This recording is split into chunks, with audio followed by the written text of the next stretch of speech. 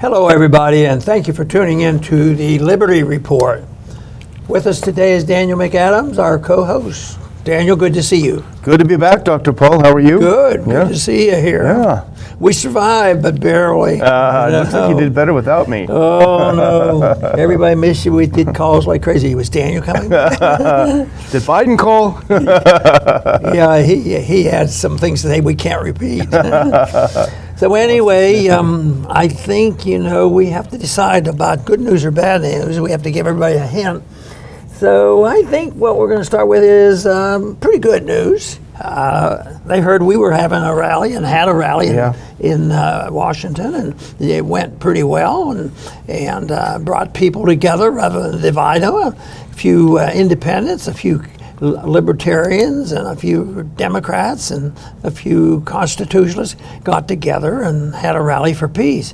Well, guess what? That just happened in Berlin. Yeah. And that's very good. Thousands, it says, protest in Berlin against giving weapons to Ukraine. Yeah. When I saw that, we know exactly what they're talking about, and it's appealing to the American people because the American people are being robbed, and then they give away the weapons. And my suggestion is maybe this wouldn't last so long if the military-industrial complex, if they wanted to sell the weapon, we wouldn't prohibit it, but they deal with the people they're giving the weapons to. Yeah. And I just wonder whether there'd be a lot less sales than if they had to rob and guarantee these payments or print the money and inflate it. So those circumstances, the conditions make it more conducive. But we've been doing it for years. The empire has been really growing by leaps and bounds, but there's some weak spots ever since World War II.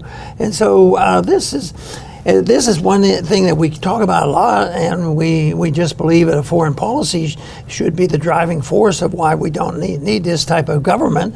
We need to, key in on protecting liberty for the people in this country, having sound currencies and things that the Constitution suggested. But we have this, but where are we going from here? Are we going to get worse, or are there some improvement? And there was a time where it kept getting worse on COVID. Yeah. Things went downhill, and yet they reversed itself. They're not better completely, but they're better than they were. The people finally got fed up with it.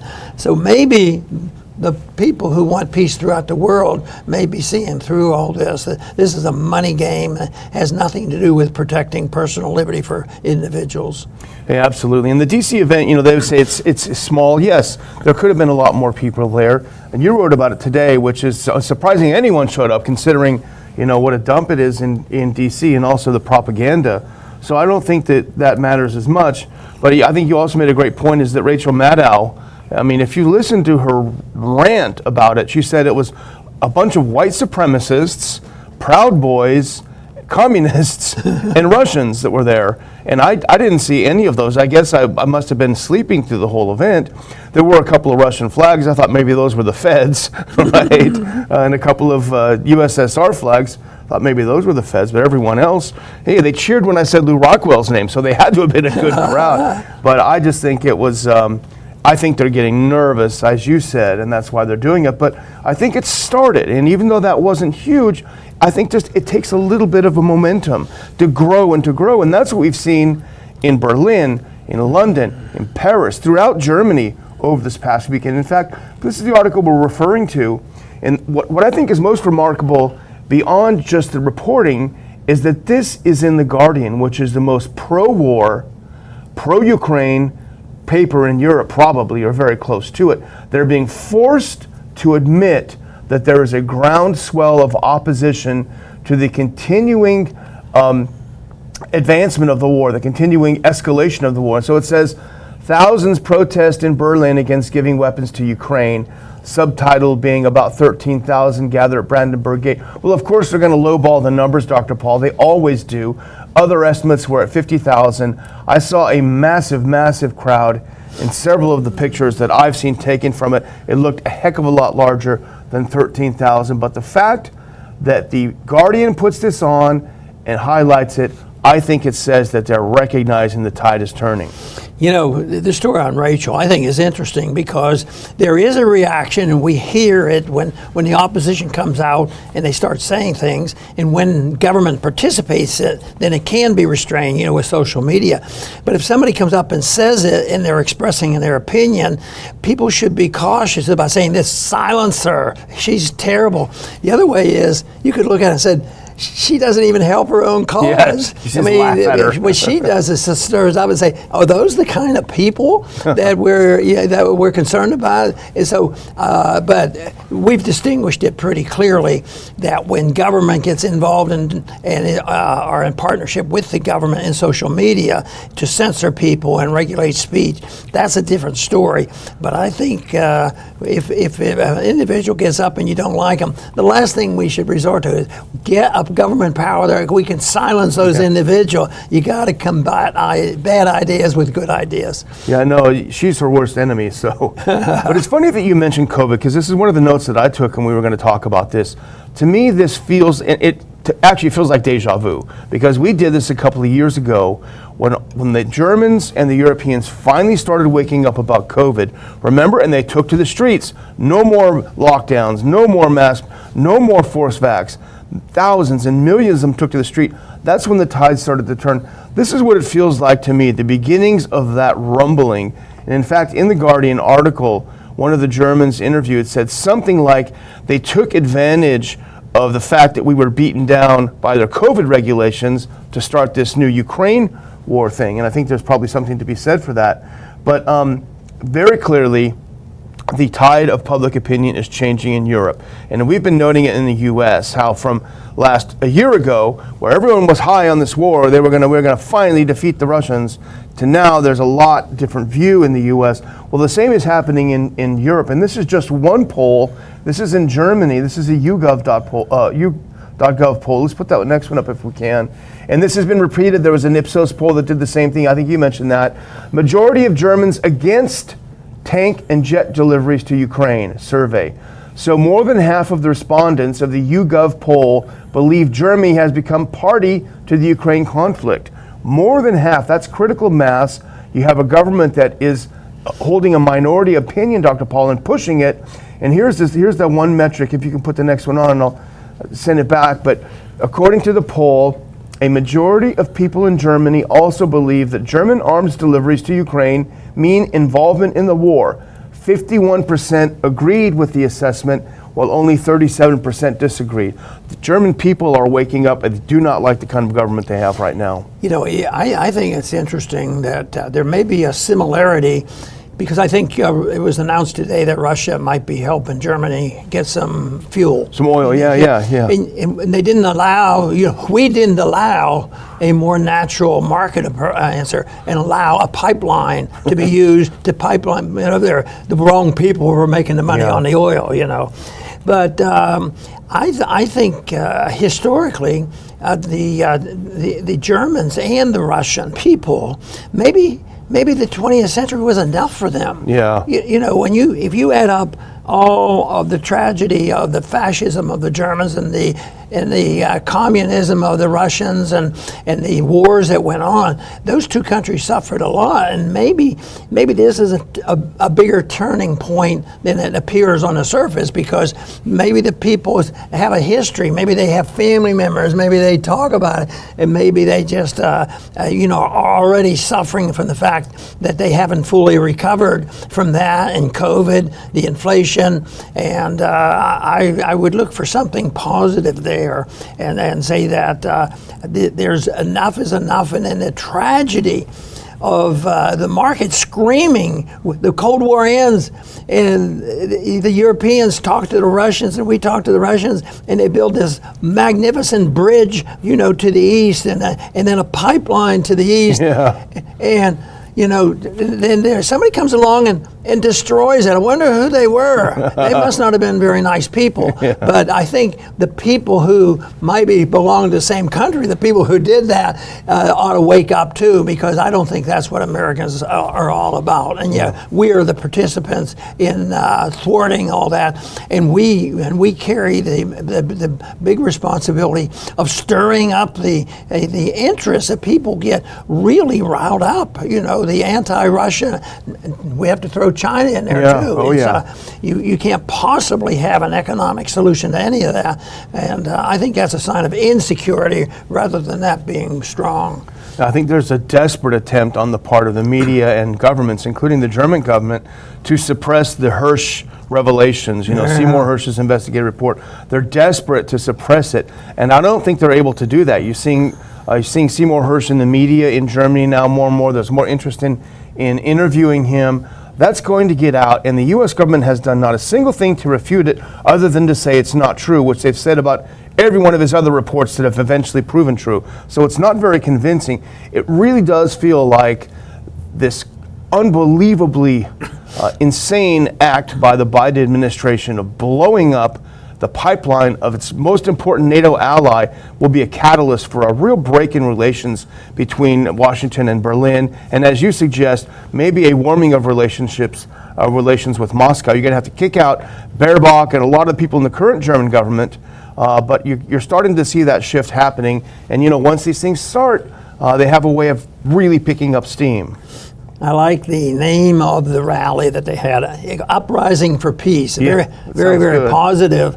And but I also believe that people are a little bit better than they're described as. You say, no, everybody hates everybody, and there's a perpetual war forever, and there has been a lot of wars. But I still think that, percentage-wise, there's more people that would like to just avoid the wars than that just that they want the war. But they get badgered into it with the lying and the propaganda, and the more you're emphasizing and trying to build an empire or compete with an empire, the worse things get. So there's a lot of lies told, and I think that is a big problem, and that is one of the reasons I think we were motivated to present in our modest way, an alternative what they hear incessantly over the television. Yeah. Well, it's not, as we say, not confined to Germany. Let's put up this next. I just did a quick scan of Twitter because there's tons of stuff out there. There was a huge rally in London. This is Sam Ramadani tweeted this. The March for Peace in Ukraine and against NATO warmongers has just started in London. Thousands are taking part, marching to Trafalgar Square. A lot of people here. Go to the next one. This is Paris. It's also very big. Massive protests in Paris call for France to exit NATO, exit the EU, and end military aid for Ukraine. Now this, of course, is something that our friend Colonel McGregor predicted at the very beginning, that if NATO goes in and does this, this is going to be the end of NATO. And it looks like people are honing in on the real issue, which is NATO itself, the NATO warmongering. It's not a defensive alliance. Ask any Yugoslav or Serb or any Libyan or Syrian. So I think people are really honing in, and to see this spread like wildfire, it really does give you an optimistic feel. Others have, Taft and Kennan did in his warnings of what would happen with NATO, and it has happened. But you just wonder, why aren't the lessons better learned? And I think it's because there is a collusion, and it is universities. I think that if you took all the universities of Europe as well as America, there's probably a lot of similarities and it's certainly true in economics. That's why people aren't for the gold standards, because you've been taught in college for decades now, 100 years now. You're an idiot if you think something like that. But it's university, it's philosophic, and they preach the gospel of war and necessity. And the weapon is, if you don't go along with us, you're unpatriotic. You don't care about troops. You don't care about the people, and they can use that and badger and put a guilt trip on people. Yeah. And sometimes that is all that they hear. And you hear the people saying, "Oh, against many of us now say, "Oh, you're just a Russian spy," that kind of thing. Well, that means they don't have that when they have to shout and use names and all. I think it's a sign that they don't know what they're talking about, and a sign that they're insecure and they want to resort to just some type of a military operation to compete with them. Well, the other thing that did, you remember this from the Iraq War, they would say that to you all up and long until it became unpopular. And they said, well, I was always against that war. They'll do that until the very last minute. Oh, you're just a Saddam apologist. Then the next thing they'll say is, well, I was always against that war. Yeah. You just misinterpreted me. Well, let's move on to a related one. And this is written by our good friend and board member of RPI, David Stockman. And it's a great piece from antiwar.com. Featured it today, and I think we'll probably put it up as well for our readers. But they call it 9 More Ukraines. And this is Stockman writing about Biden's meeting with the Bucharest 9. And these are the 9 NATO member countries that border the former Warsaw Pact nations and Russia itself. He makes a good point that they should never have been allowed in NATO, but now that they're there, Biden is giving them all reassurances. He's passing out cookies and candy, giving them all reassurances that the U.S. is ready to join their fight if they have to fight Russia. And he says, Biden must think he is the world's rich uncle. It does sound that way, doesn't it? Right. But there are several motivations for this, because one, ours since especially World War II, because the conditions were so ripe and so tempting for us to become the kingpin, in a powerful empire, and we have. I mean, we had, less damage to our country due to the war. We had a sound currency. It was backed by tons and tons of gold, and it was so easy for us to dictate the peace and then expand, and then instead of banning, saying, well, we don't have the Soviet system now to worry about. Why don't we just let people be sovereign nations, and do things voluntarily rather than starting NATO and getting people to join and force them into. But I think there were people that really were in charge, were pushing for the empire. They love empire, they love power. But I still think there are a minority of people that get away with it, and the people who believe otherwise have to get more active. And of course, there's other motivations for an empire than just the sense of greatness. It's the money. It's the military-industrial complex. Those are the people that lobbied, in Washington, and still lobby in Washington, and where the most money is spent. But as long as that happened, the people who suspect that there's something mess around, many came around to understanding that the lies told about COVID just aren't true. And every single day, more information comes out. It gets really sick. You read about 21-year-old football players, another case of that, die suddenly, but they never tell you, oh yes, he had three booster shots. Yeah. He just had one a week ago. Matter of fact, they don't allow that reporting. They badger the medical community, and that whole thing undermines the practice of medicine. Absolutely. Well, Stockman makes the point in his piece that, up until Lenin, Stalin, and Khrushchev, Ukraine never had fixed borders. The eastern part was always majority Russian and pro-Russian, and it still is. You can see it from the voting patterns. And he goes through the history. It's a very good survey of the history and how we got to the point we are. It's very, very clear looking at Stockman and others that this was something cooked up in Washington more than anything else. Yeah. This was the neocons saying, we're going to finally get our regime changed. We're going to get the big enchilada here and overthrow Russia. Again, as usual, they mess it up because everything they touch turns to dirt. But I wanted to put up, he has 7 points, and I'm sure you noticed them too, that I thought were so thoroughly reasonable, Stockman does in his piece, that it would be worth reviewing. All of these would not only help end the war, they would make the United States stronger and more secure. Let's put up that next clip if you can, and let's go through them if we can. He's talking about going back to George Kennan 26 years ago when he warned about NATO expansion. And so then Stockman said, well, what can we do? What's some good idea? Now here are his 7 points, and I think they're very good. arrange exile for Zelensky in Costa Rica. He points out that's far better than he deserves.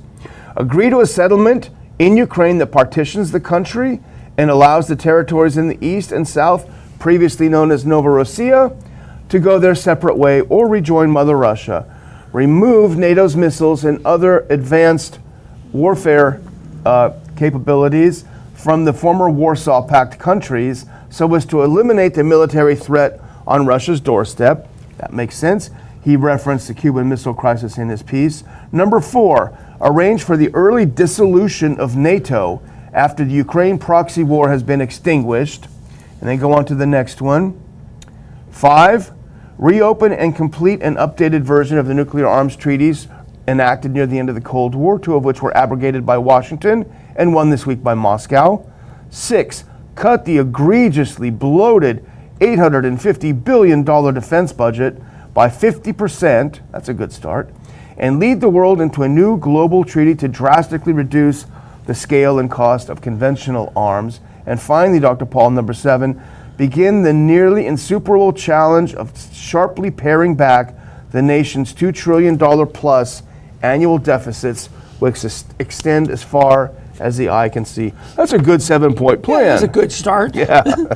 Then we'll look at only the individual countries, see if they're still abusing the civil liberties of their own citizens, which is still a problem too. You know, there was a time when, in our early history, when we had defense early on, but to have a department, you didn't have a Department of Defense. You had a Department of War. Yeah. You know, if the war was declared, it was a war effort, and everybody had a different atmosphere. Some people claim that, and I never quite understood this when I first heard it. They said as soon as you call it defense, it's different. People are more open to it, but and psychologically they're going to accept it. But in a way, you say, well, it should be defense. It shouldn't be war. But it's what it means. War means trouble. Defense means that you can do anything you want. And we've had all this defense, especially 150 years, and we've been in constant wars over it. So we really have. Not that I think changing the definition would work anymore, but it makes a point that it's part of the propaganda. Yeah. Because they feel better about. You can't defend you can't defend your own country. That's what they throw it back at you. That's such an important point. That semantics is so important because we should have a Department of War. We go to war, we should go to win it and go home. Well, the last thing we want to mention is someone who we have admired throughout the COVID fiasco, and that is Justin Hart. He's, I believe, a statistician, and he's followed this very closely. He's just a brilliant guy. He's got a brilliant Substack. People should look into it for sure. But this is a tweet that captured a lot of attention. 2 million views on this tweet, and it is just devastating. And he says, to repeat, they got everything wrong. He's talking about COVID. So-called experts got everything wrong. Transmission of the disease, wrong. Asymptomatic spread, wrong. PCR testing, wrong. Fatality rate, wrong. Lockdowns, wrong. Community triggers, wrong. Business closures, wrong. School closures, wrong. Quarantining healthy people, wrong. Impact on youth, wrong. Hospital overload, wrong. Plexiglass barriers, wrong. Social distancing, wrong. Outdoor spread, wrong. Masks, wrong. Variant impact, wrong. Natural immunity, wrong. Vaccine efficacy, wrong. Vaccine injury, wrong. And he finishes by saying, did they get a single thing right? Yes. Justin was right about this tweet. Yeah, exactly. That's all there is to it. No, it couldn't be that bad, but it has been that bad. I don't know whether there was any of those that we missed mentioning over the months, but it certainly has added up. But you have to still go back to why doesn't the logic not set with the people and say, maybe we should rethink our position. But boy, sometimes they just will not budge. They will not budge, and it's financial. It's total loyalty to the state. In a more modest way than just belonging to the military-industrial complex. They just go along with it. But I think the numbers have never been on their side. I think if it was strictly numbers, I think we win. But we are not as strategically placed as Soros has been. Yeah. I think Soros has been in the Soros atmosphere. He probably had a couple allies. He might have even he even had known Bill Gates or somebody, and they have their other strategies. So that I think that's.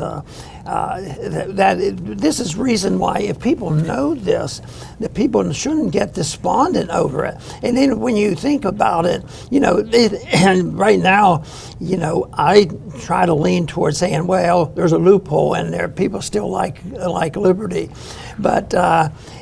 People are getting more despondent than I think they need to be. I don't think they grasp the message of liberty like they should, because they should say, well, that's not complicated, and we just have to change people's minds because they're already with us. And I think that is a big difference, and the people want, majority-wise, I think we'd win it every single time, but it's strategy.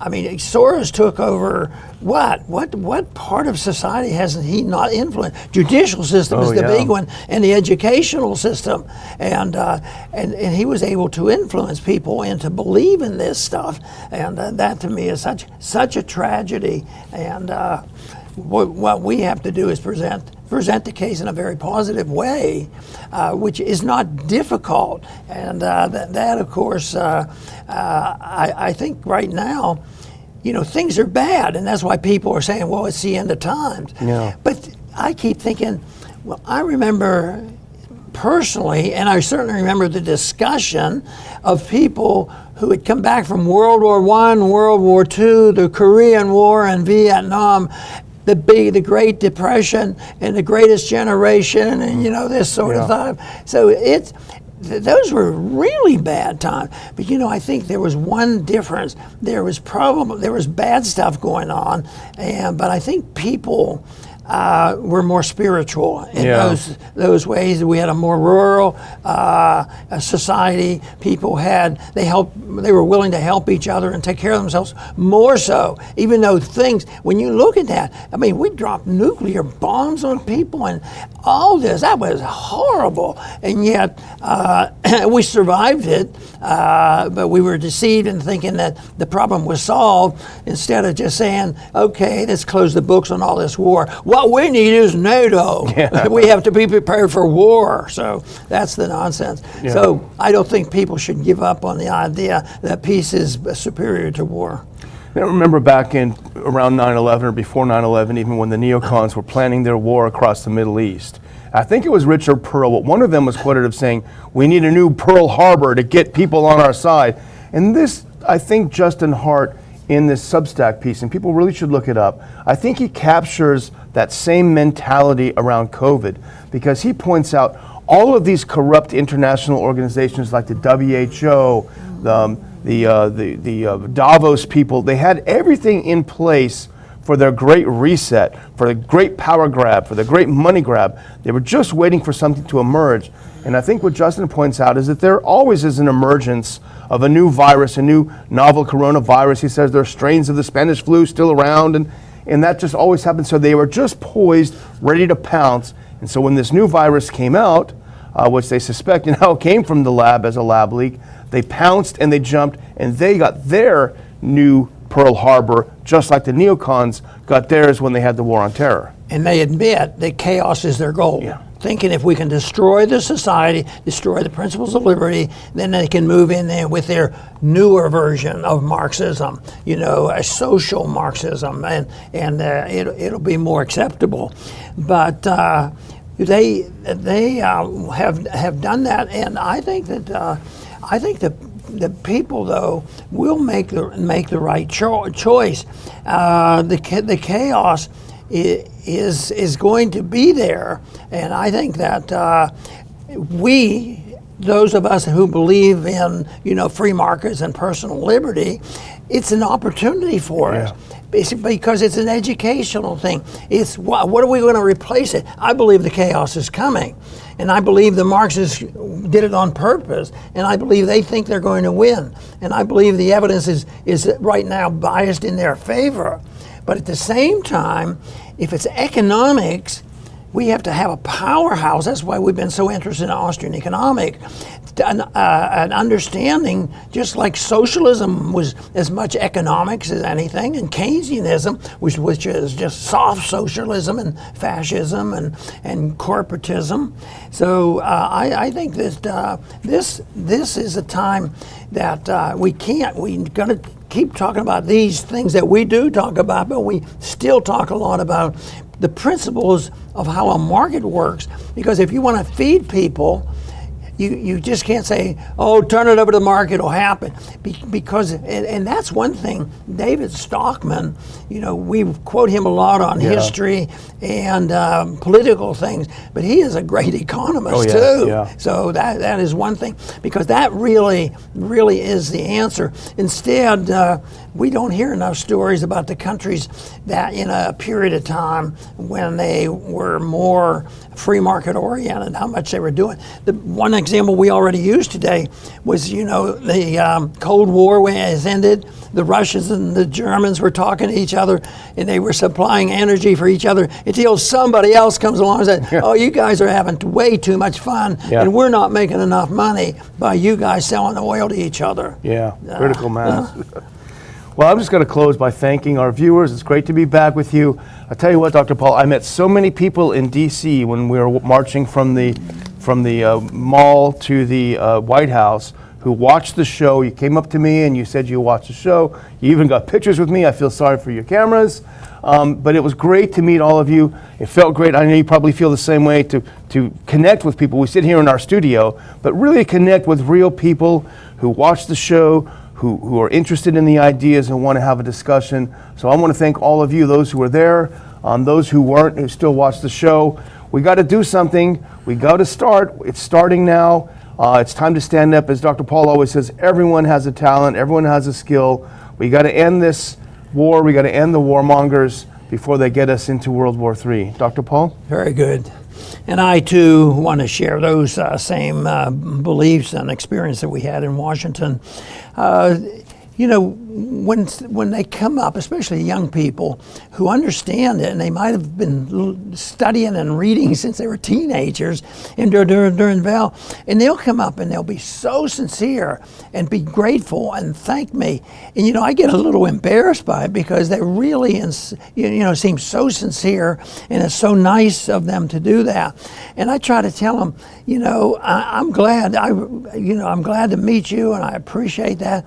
But the truth is, we're a little bit selfish too. We come to these because we like to come to you, and we like to hear from you, because I get energized. They say I energize them, and maybe if it's true, that's nice to know. But I'll tell you what, knowing the people that sincerely believe in a free society and peace, they energize us, because that's what we spend our time in. And that was one time.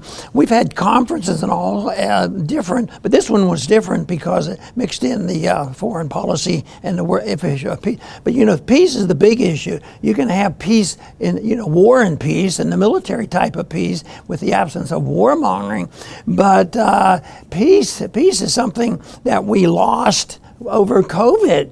And it's lost all the time domestically. So we have the morality of the individuals just as important as we have the international morality that brings about wars so unnecessarily. Those are the few of the reasons why we are going to continue in our effort to promote peace and prosperity. Come back soon.